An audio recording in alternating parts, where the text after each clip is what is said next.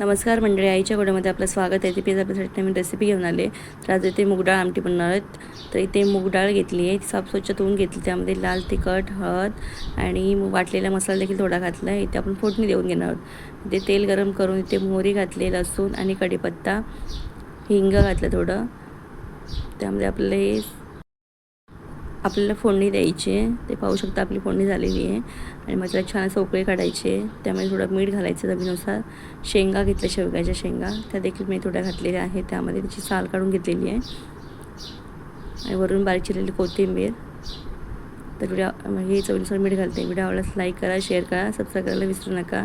Comment करून देखील नक्की सांगा मूग डाळ आमटी कशी झाली आहे. पाहू शकता छान अशी उकळी आलेली. आपली डाळ देखील छान शिजलेली आहे.